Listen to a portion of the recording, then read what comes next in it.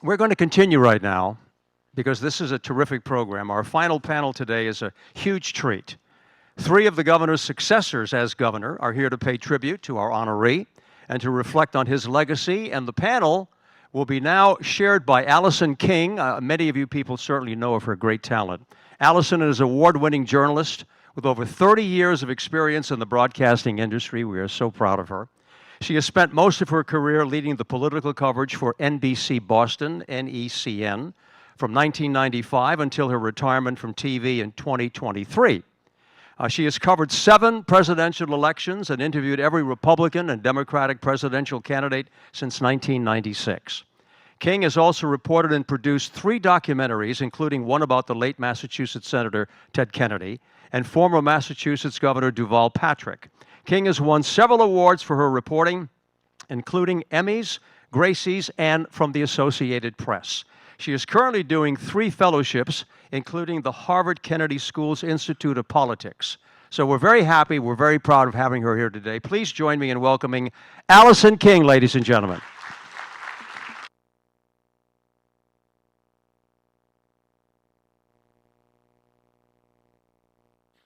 Let's see, am I on? I am. That's great. Okay. Thank you all for being here. I want to call up all the former governors that are in the room right now. We'll start with Governor William Weld. Come on up and have a seat here.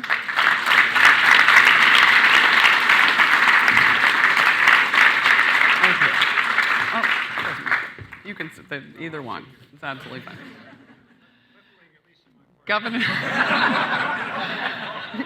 Deval Patrick, come on up.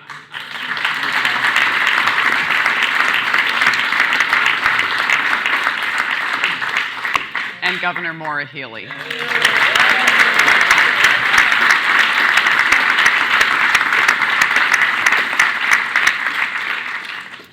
So I did not have the privilege of covering Governor Dukakis' governorship or when he was running for president, his race, but I certainly interviewed him many, many times over the decades, and he was always so warm and generous with his time, and journalists, I think I can speak for just about all of us, really enjoyed any opportunity to do an interview with Governor Dukakis. We always came away having learned something, so thank you for that, Governor.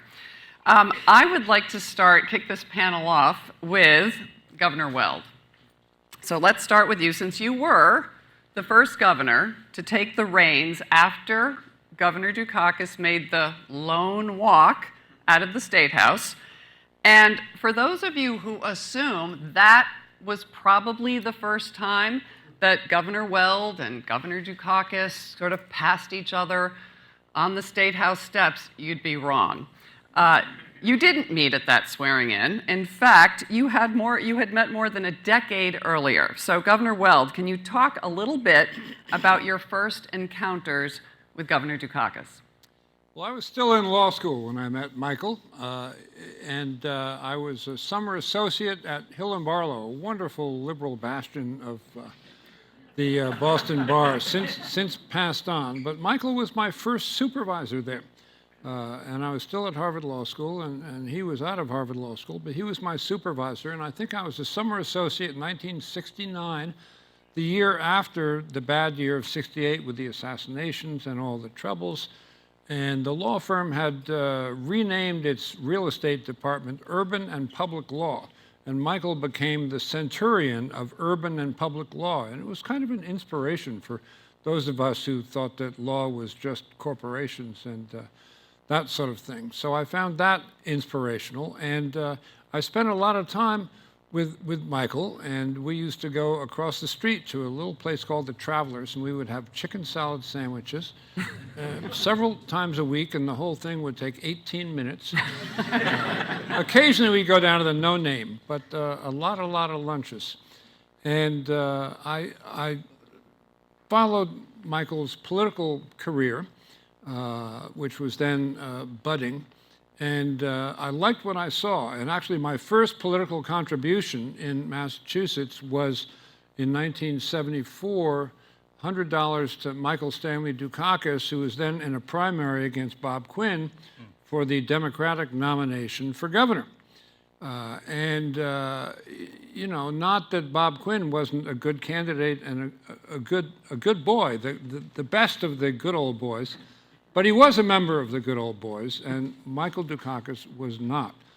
And in a way, I've come to think in retrospect that Michael and I might have been, in one sense, ideologically separated at birth. Because if I had to summarize in one word what is the legacy of Mike Dukakis in politics and to the United States, the one word is honesty.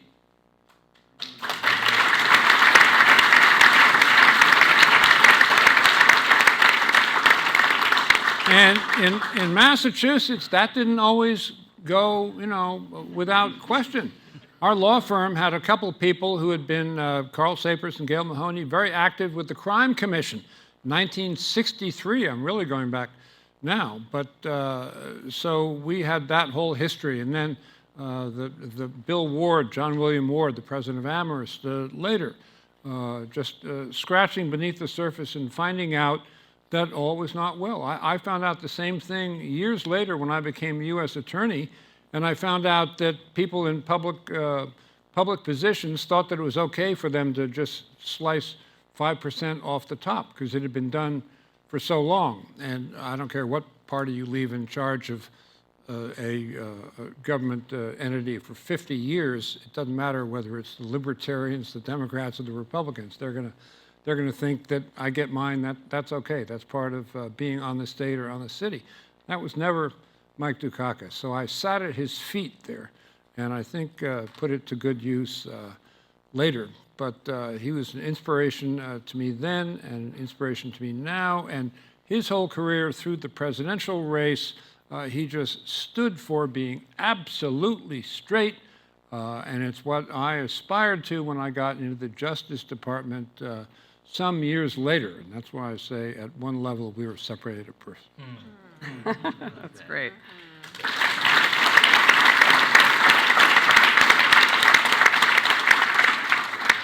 So, Governor Patrick, you and Michael Dukakis have been very complimentary of each other over the years, certainly publicly. I'm sure you looked to his model of grassroots campaigning when you conducted your own race. You worked hard to get historic amounts of transportation funding to the state, which no one would appreciate more than Governor Dukakis. So tell us your thoughts about the impact that Michael Dukakis had on your political life. Wow. It occurs to me, actually, sitting here, that there are three governors from the same law firm. Mike Dukakis, this character, and me. I was also at Hill and Barlow. They didn't offer me a slot. I had to go to Hale and Door.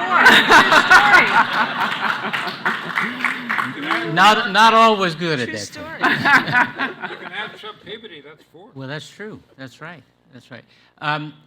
I went to see. Well, the first time I met Mike Dukakis, I was a spouse, and my wife Diane was being sworn in as a member of the Mass Maritime Board. And she said, "You want to come along?" And I said, "Sure." And we went into the governor's office, and it was the fastest swearing in the history of time. I mean, it was. He had his card. He read from it. I think you looked up, and swore her in. We got a great photograph, and we were out. But I of course followed his career, and we knew lots and lots of people together at the firm and otherwise, and admirers all over the Commonwealth. When I was thinking hard about running for governor, I went to see him. And I think you were in LA when I came to see you the first time about running.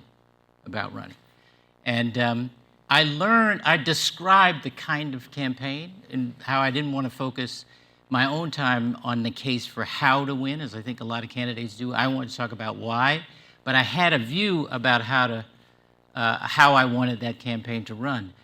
And it was he who taught me the word grassroots. He said, "You're talking about a grassroots campaign." And it is about the power, frankly, of showing up and talking to people and listening to people. And he was very appropriate during the primary, didn't take sides, very remote, hurt my feelings, but that happened. But he was all in once the primary was through, and he. What? Doesn't matter. Doesn't matter. Doesn't matter. There were two people in the primary, but Tom Riley was the AG. Well respected, wonderful guy, and a friend of yours too. Yeah. And when I won, he and Kitty had us over for waffles to tell us about what life was like and what to expect in the job. What I didn't expect in the job is that I would get phone calls and the occasional email, but mostly phone calls about this or that piece of litter that had been left aside this or that road. I mean, I'm not kidding. Cell phone calls. I'm driving on Route 24 and you got to get some people out here to pick up the trash. And I don't think I actually ever said it, but knowing his reputation, I'm sure I said to others in the car after I hung up, pick it up your damn self. That's what you do. Everybody knows that's what you do. Incredible, really practical allies and teachers, both Mike and Kitty. That's great.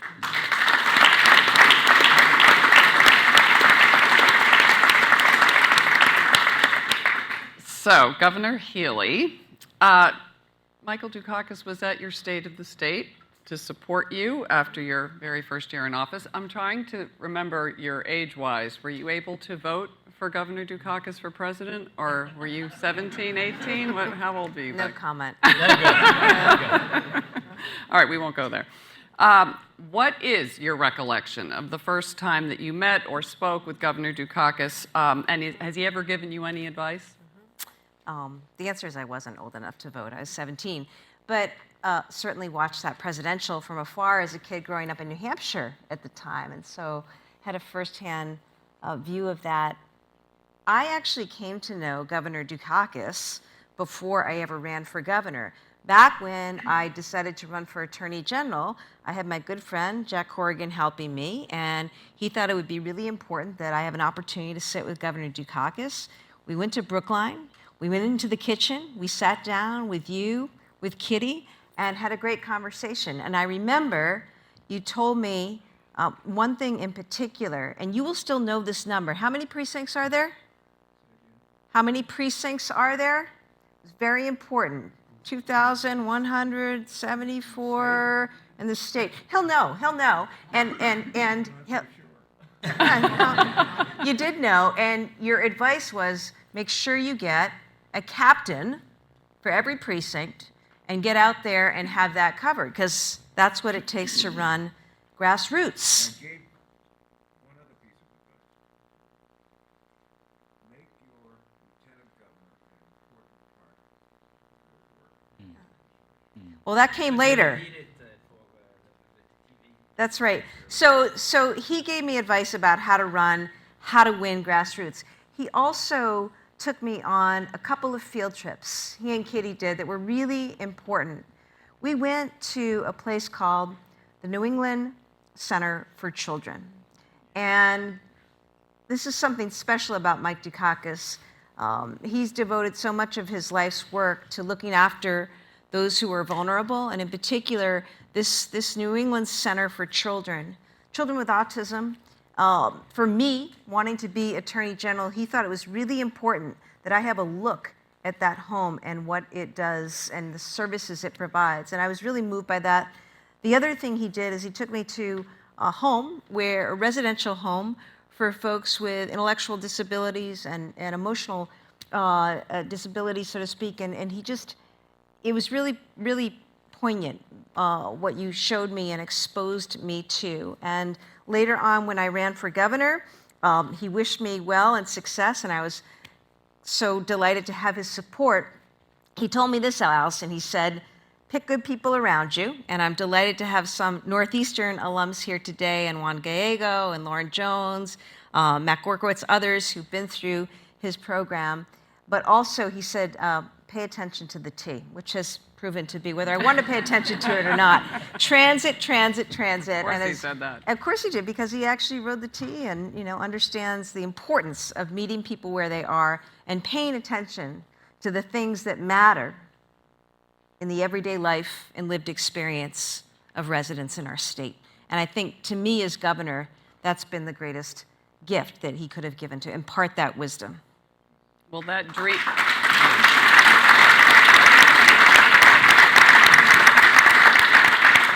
Will that dream of expanded public transportation ever come to fruition in this state? Absolutely. For any of you? Will we see that? Yeah, they don't have to worry It's about it on you anymore. right now, unfortunately, but yes. Absolutely. All right, no pressure. So this is a question for all of you. We are obviously in a time of very deep political polarization in our country. Every week, the public dialogue seems to hit a new low. We have a former president who is still not able to say that he lost the last election. Contrast that with what was surely a deeply disappointing loss for Governor Dukakis back in 1988, and yet the governor picked himself up and headed back into the State House to finish out his term, and then went on to have another long and very full career as a teacher and mentor, among other things. So, with that in mind, I'd like you all to share your thoughts on how you think our politics have changed over the years, and is there any hope going forward? Governor Weld, would you like to kick it Well, off? I think there's a lot of hope. I think Trump is a single challenge, all by himself. My wife and I knew him well in New York when we lived there. I lived in New York for 20 years after leaving here, before coming back. And he was universally known as the most dishonest businessman in New York or New Jersey. It's true. It's true. Now, that's tough.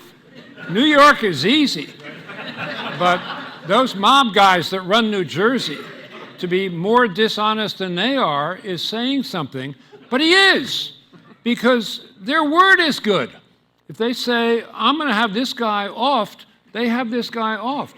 Donald, what he says and what the truth is are just skewed to each other.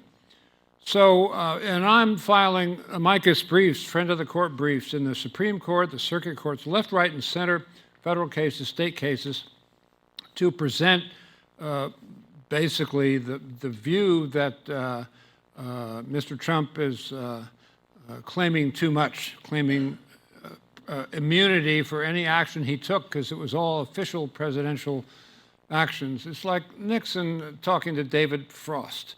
David Frost, I think this is after Nixon was gone, but David Frost, the British journalist, said, and so, Mr. President, if the president says something, that means, and Nixon finished his sentence, that means it's law. That means it's the law.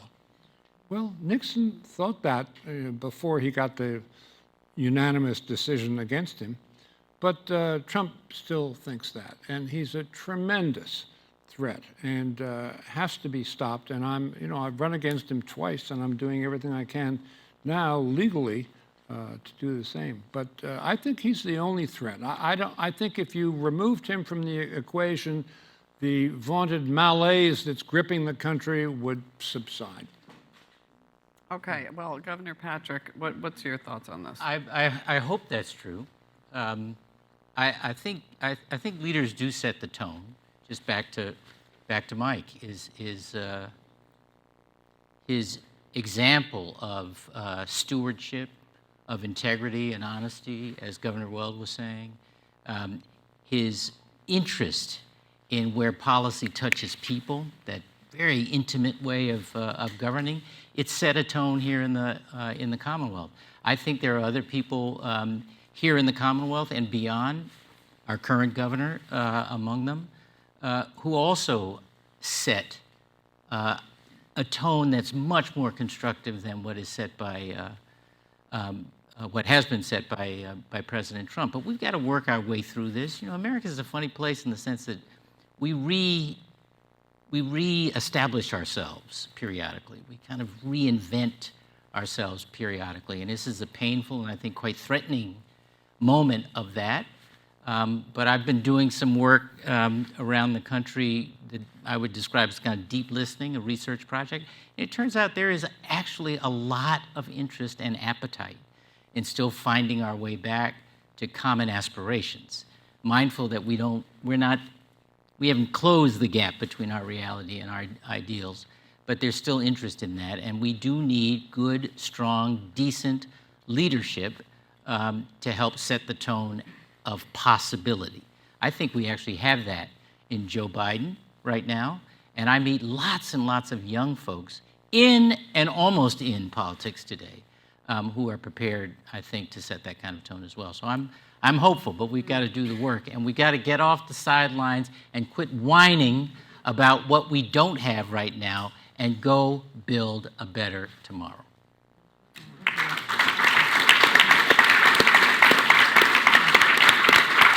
Governor Healy, any thoughts about this? I have a lot of thoughts. You know, we operate in a world today with cell phones, with a 24/7 news cycle, cable news, a lot of people on news who are engaging in punditry, not actually providing news. We operate in a world where a lot of Americans are consuming news that is disseminated through platforms other than traditional news networks. And in the course of receiving that are subject to a proliferation of both misinformation and disinformation, intentionally telling people things that are just not true.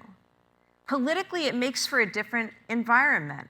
And I think we saw the seeds of some of that start when I watched what was a peaceful transfer of power in 1988. The fact that today we sit and a third of the members of Congress are election deniers tells you how different a world we operate in. That was also, as I remember, the beginning of tactics that have become so exploited and so undermine a political process. How you appeared, how you responded to a question, scaring people.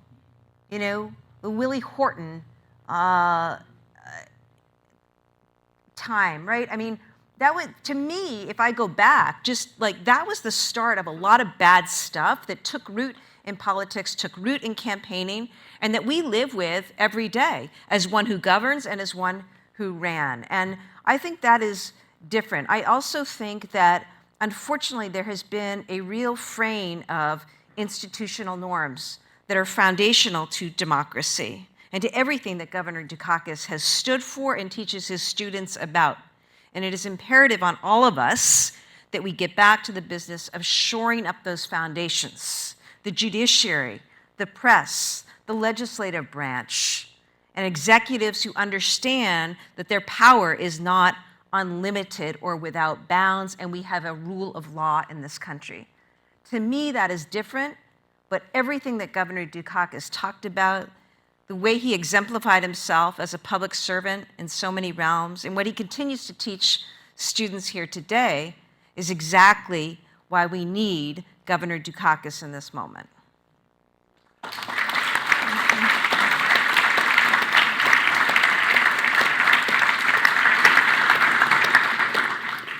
So we used to have an expression in the newsroom, I'm sure they still do have this expression, no matter what the story. We would often say, there's always a Massachusetts angle.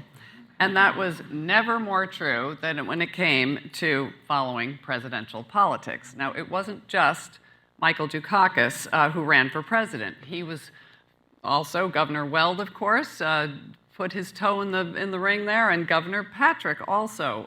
15 minutes. Well, you know, We were together for those 15 that's minutes. right. Not to mention Governor Romney, and of course, there's plenty of time for you, Governor Healy, to jump into that.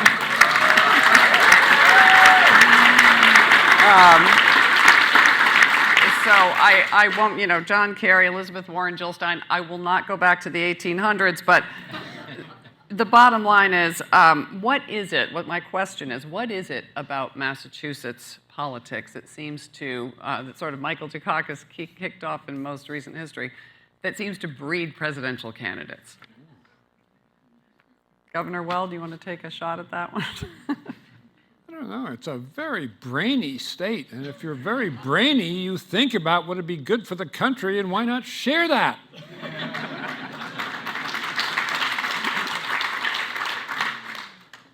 All right. What he said. Yeah. I don't know. What do you think? I mean, is it in your future, Governor Healy? What I'll say is this. It's very simple. You want to know why? Because we birthed this whole experiment. 250 years ago, people, American Revolution, it all kicked off here. I know to the listeners at home, I love my colleagues in Virginia or Pennsylvania, but you got nothing on us. This country was born in Massachusetts. And when we think about, we leaned into education, first school, first library, right? We've innovated so much. Do you know that we were the first to produce steel in this country?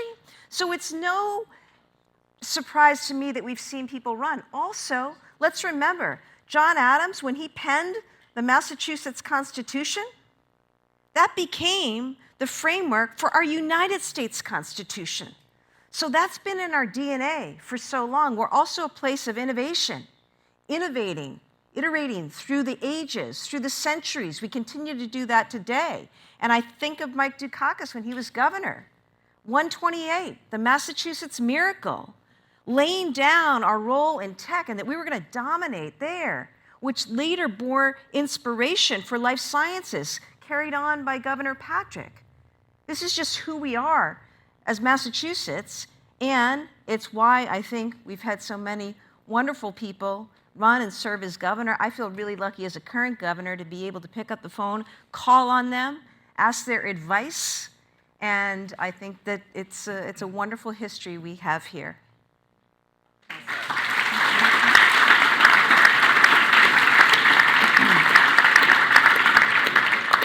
So I want to go back to the idea of teaching briefly. I think many of you have had experience in the classroom working with young people at various universities, various times. Obviously, this is a path Governor Dukakis made a deep commitment here at Northeastern, and I'm wondering why that whole pay it forward, mentorship, leadership is so important to pass on to young people, for all of you.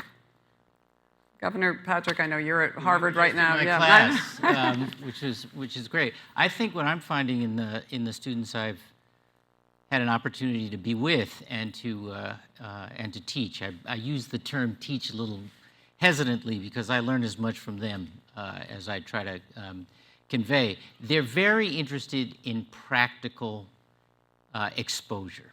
They want to know when it comes to leadership, what does it feel like for you and your family and your friends? How do you make choices that are difficult? Because usually the choices that come to the governor's office are the hard ones, not the easy ones. And so they're I've tried not to make it a class, as you know, about just telling stories, but it's hard to get away without them saying, well, tell me a story about that. Tell me how you experienced that. And I continually come back to stories about the two of them and him.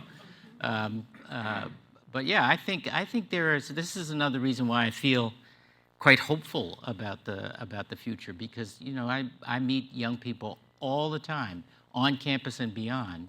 We're very clear-eyed and kind of hard-headed about what is going on in their communities and in the country. I often say of my students, they have a lot more certainty than they do actual experience.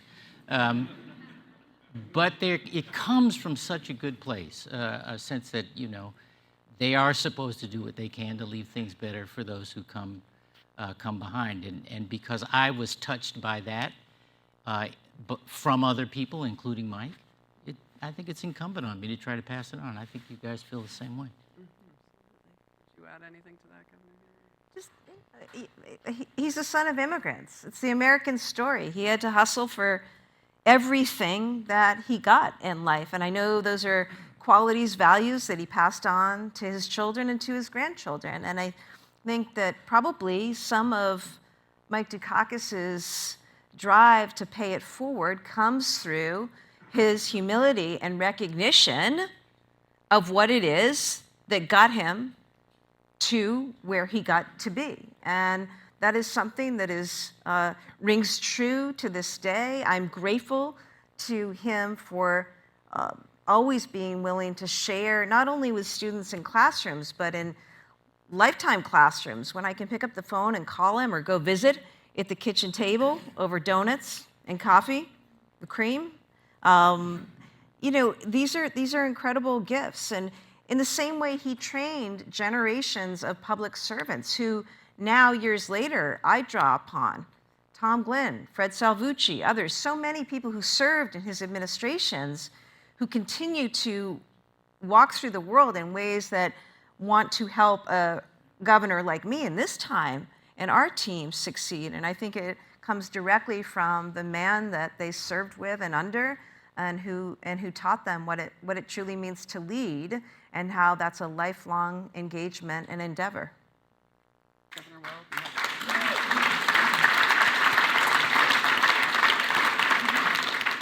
Well, it's a little known fact, but I'm the son of immigrants also. Maybe to the 16th power, but immigrants. So I think the wonderful thing about teaching young people, and I would say the younger the better, is they're just so fresh. I taught a school, the Kennedy School at Harvard, taught a class when I resigned from the Justice Department because I thought the Reagan-Meese Justice Department had lost its way, so I had a point of view at that point in my life, and the title of the course was Federal Law Enforcement as an Instrument of Social Policy, which I certainly thought it was in the proper hands. But it was everybody from freshmen all the way up through postdocs in this seminar. It was not for credit, and I would say that the freshmen always asked the best questions because they were not surprised, they were not afraid of looking stupid, so they got outside the box. And that's what I mean by fresh. And you learn from kids, the younger the better, I think. Absolutely. So yes. Please. I do want to touch on legacy here. You know, I have often thought throughout my 30-plus years covering politics in Massachusetts that the state has been really fortunate to have a series of governors, Republicans and Democrats, who are just, you know, really decent people who are leading out of integrity and good faith, and certainly Governor Dukakis leads that pack. And I just want to ask, you know, when we think about legacy with Governor Dukakis, what do you see, what do you think, you know, what do you remember when you think of him sitting here in his tenure and what he brought to the state in the years since? I'll let any of you jump in on that. Well, I'll come back to stewardship. You know, there was that notion that that policy matters where it touches people, and that you must be thinking about both the hard and the human infrastructure as ways of enabling people to reach their potential. And that's the job, to think hard, not sort of quarter to quarter or election cycle to election cycle, but generation to generation about what we have to do right now to make things better for those who come after us. And I think that's the way I think of Michael's time in office, is time out of office, the way he talks about and thinks about public service as being not just ambition, but actual service. And I think that's incredibly important, and has really set a tone for the rest of us. Governor Healy, legacy. Oh, there's so much to be said about Mike Dukakis's legacy, ongoing legacy. He continues to build and create legacy as we sit here today. I think it's, for me, probably more than anything, it is getting people to motivate towards and aspire to good government and to want to be part of that. I think Mike Dukakis has a legacy of building incredible teams, bright, engaged, curious team players who are all about advancing the public good. not ego, not self-aggrandizement. It's really about what can we do in this moment? How can we make things better? And in that way, with good people and good intention, you're going to be able to better deliver for the public. And in doing so, you build public trust in government and those of us who serve. And to me, that is the legacy of Mike Dukakis, and one that we all have to work day in and day out to live up to.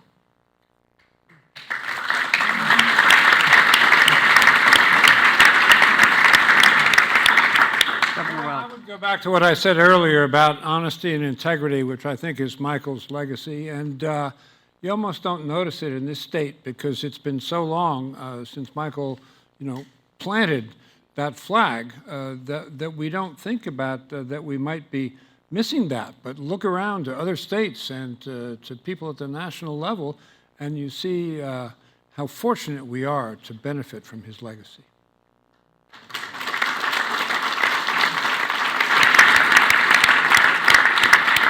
I mean, I think we have Republicans up here. Unfortunately, Jane Swift was not able to make it, nor Baker or Romney, but and Democrats. And Massachusetts has sort of a unique history of their leadership, of governors. I don't know, do you think Governor Dukakis sort of set a tone in any way that allowed for just sort of a bipartisanship on Beacon Hill that you do not see very much at all anymore? And you've all contributed to that sense, I think, on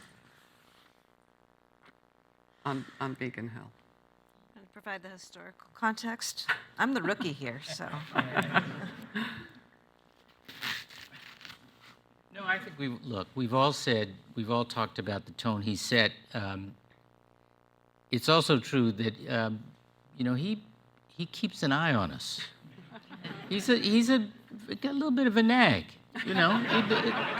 That's what I meant. If it's not quite right, you will hear from him. If the program is good but not good enough, you will hear from him. If the event to announce the program was good but not good enough, you will hear from him. If the food is good but not good enough, you will hear from him. And it's all in the spirit of why not be better? So I say a nag, but I'm trying to think of a warmer way to describe. Y'all know what I'm talking about, right? He's keeping tabs on all of you. Well, listen, it has been wonderful of all of you to be here today to honor Governor Michael Dukakis, who is so deserving of all of this. And now I would like to, it's my job to now turn this over again to Speaker DeLeo.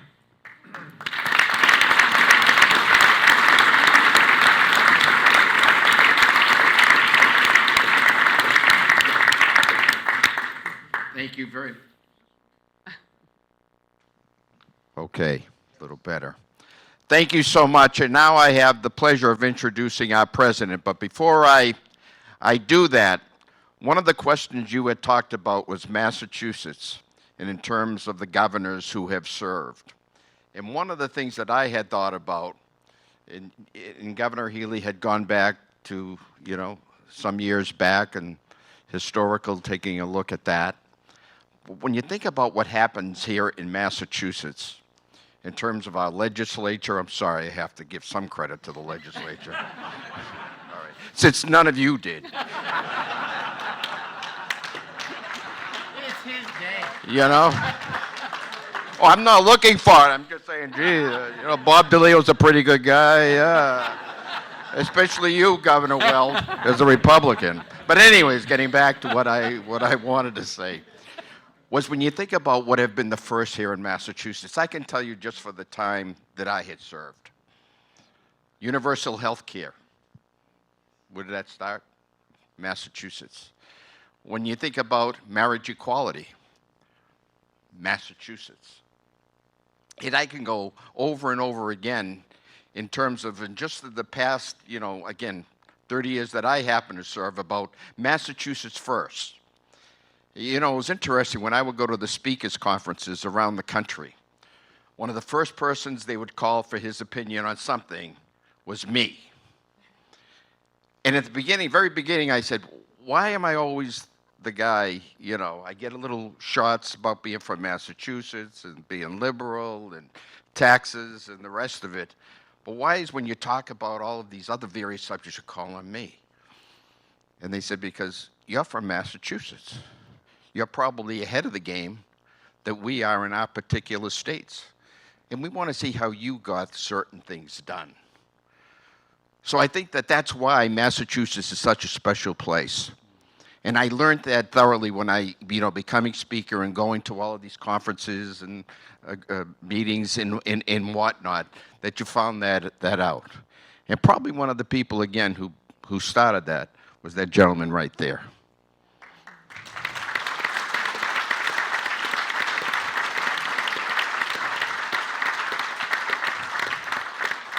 He sort of got me involved with teaching because when he was here at Northeastern teaching, I would hear from his students probably 2 or 3 times every week. So I felt I was already teaching, I just wasn't getting paid. And it wasn't that he didn't know the answers, he just wanted to give them the most up-to-date information of what was going on. I can't tell you the papers I was involved with, the thesis that I was involved with, and then he would call me about insurance and transportation. And I'd say to my staff, when is this guy going to call it quits? What's he doing? And thank God you never did. Because I could tell you from my perspective, your advice and counsel throughout the years has always been A+ with me. And thank you very much.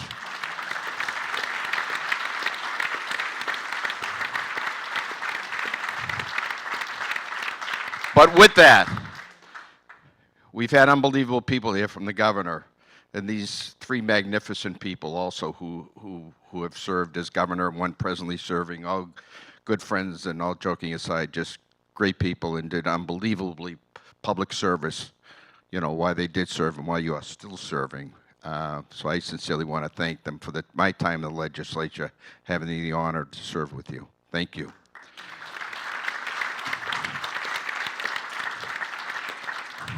And Governor Patrick, you're here.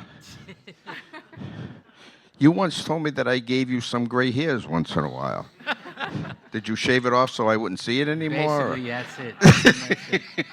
It's easier this way. But anyways, now I have the honor of introducing the president, who I can tell you now with all due respect, he's the most important person in my life right now.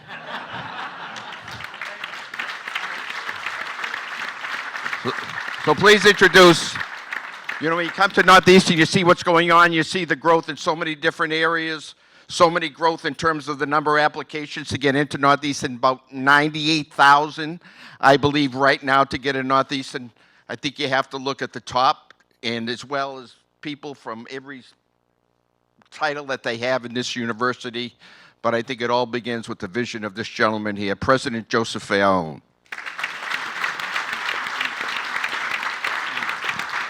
Thank you, Mr. Speaker. Thank you. Governors, it's an honor to have you with us, and we have an offer for you if you want to teach here. I think come any time. But let me start by mentioning I'm an immigrant, and my first home was and is now Massachusetts, and you are my first governor. And when I came back from California, I realized the difference between Massachusetts and California. And it's really a special place, and it's a unique place, as you stressed. But when I joined here at Northeastern, my first visit, or one of my first visits, was to you. Chris Basso still remembers that. And it was in the summer, because I was going back and forth.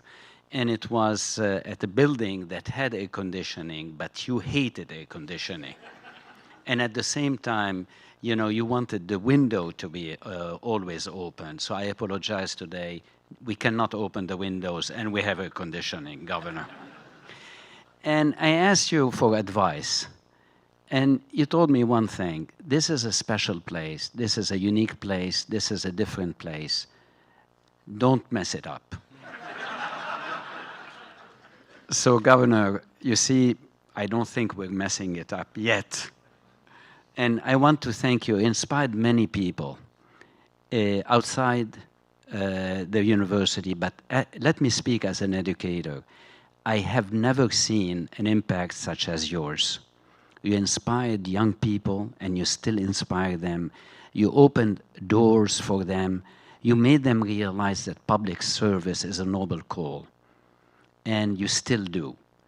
Even a young man such as Speaker De Leo, when he joined here, he said, I want to do what Governor Dukakis has been doing here for so many years. So you continue to inspire us all.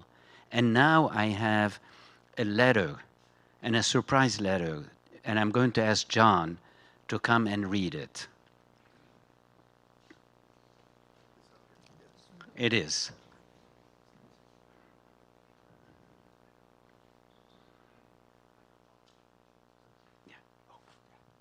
Where is it?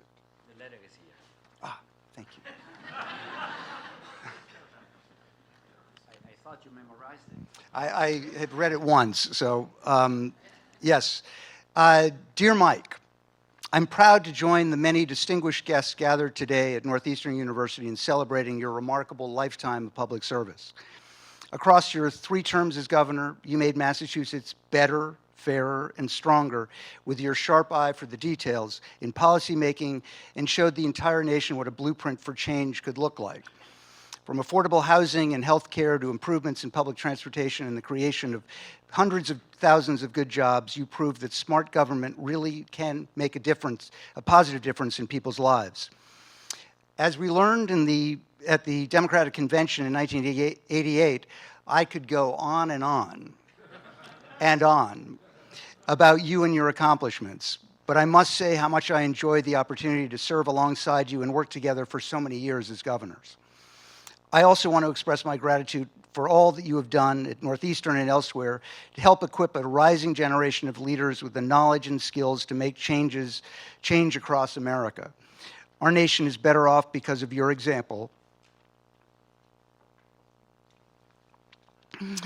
And your impact will only continue, I apologize, to expand as your students continue to grow, lead, and succeed.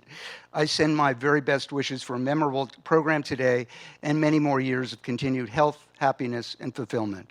Sincerely, Bill Clinton.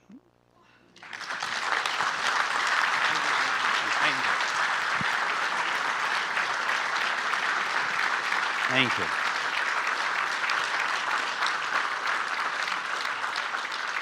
And Governor, I want to thank you on behalf of the community here, because you invited Bill Clinton, President Clinton, to give the commencement address here. So we're very grateful to you too for that. And you inspired so many students that we saw it fit to invite some of the students and a young alumnus to come here to the podium. Where are they? Over there. Look how well dressed they are.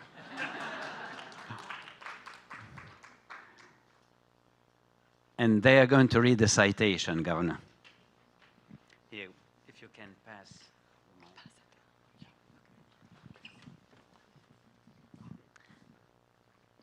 Inspired public servant, exemplar of democratic values, champion of higher education.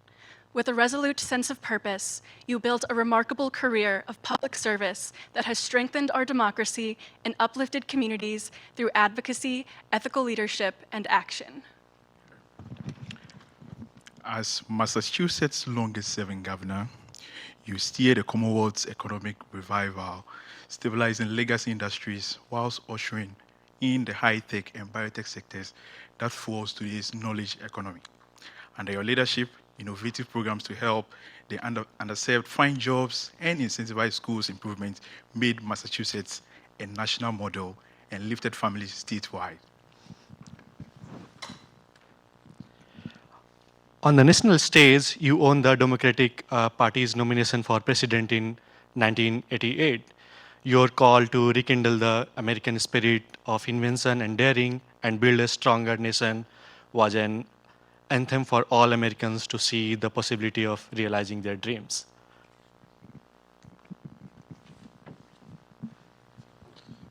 Your 3 decades as a professor seamlessly blended your ability to inspire and mentor with your fierce commitment to advocacy, especially at the intersection of healthcare, policy, and reform.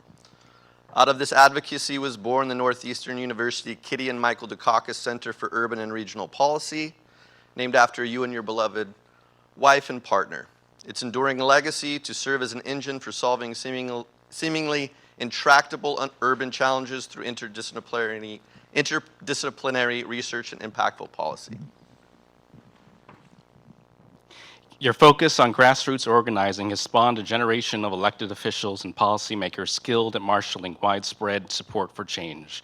You've always led by example, perhaps most notably in commuting to work faithfully by MBTA, even as governor, to demonstrate your commitment to public transportation. Therefore, on the occasion of this celebration, to honor your achievements and legacy, we express our sincerest gratitude for your leadership, for your lifetime of leadership, service, and impact. Thank you.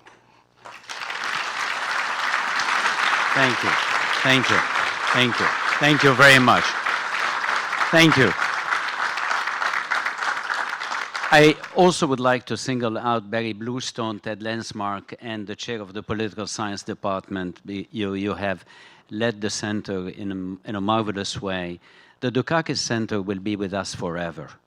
And here I'm talking to the family. You are going to be responsible to remain engaged and to have the next generations engaged. But now I'm going to turn to the governor and ask him whether he would like to say something. And obviously, he is going to say yes. Now, I resisted this whole thing as strongly as I could. But it really has been wonderful. Very special. And I'm sorry that Kitty can't be here. But she's 87. And she's starting to show signs of aging, and that's the way it is. It's hard to describe to you how my experience at Northeastern, in a variety of forms, has been such an important part of my life. And how important it has been for me to get to know you and this community, which has done some pretty impressive things on its own over the course of the past several years. And I'm very proud to be a part of the Northeastern family. There's no place really quite like it. I don't understand why more schools don't adopt the co-op program. But it's been a joy to be here, to be part of it, to teach those students, and to watch them just grow remarkably as a part of the Northeastern family. So I just want to say thanks. Thanks to you, thanks to so many of the students that I've taught and had the pleasure of guiding into positions of leadership. And I'm not quite as strong as I was a few years ago. But, you know, my family has a history of being actually quite close to this institution.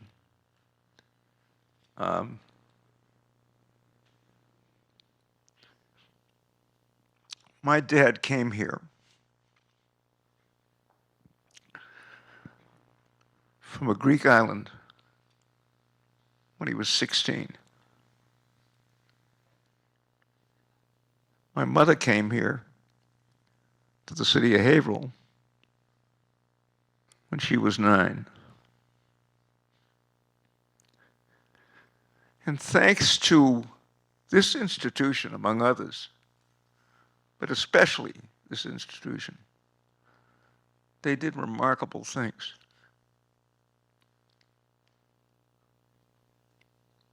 My mother was a Phi Beta Kappa at Bates.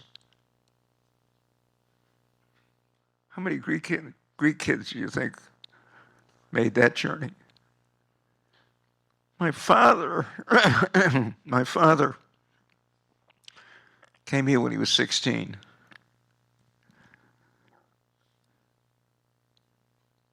From a Greek island.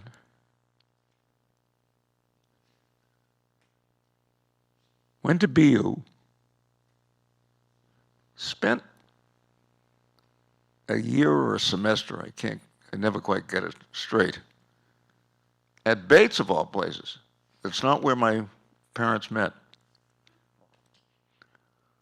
Came back to Boston and applied to medical school. He wanted to go to Harvard. He wanted to go to Harvard, and they put him on the waiting list and told him to go to Dartmouth, which was a 2-year school at the time, and then you had to transfer. He was there for a week. They showed him his room. It was going to be Daniel Webster's former room, this, that, and the other thing. And my father saying, "I'm not interested in Daniel Webster. I want to go to Harvard." And a week later, he gets by that time, most of the family was over. He gets a telegram from his mother saying, "Come home. Harvard has accepted you." That was it for Dartmouth. No reflection on Dartmouth. He hustled home, entered medical school, and practiced medicine for over 50 years at 454 Huntington Avenue.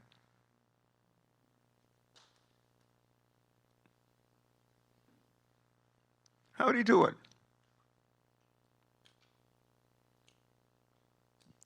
How did any of these kids do it?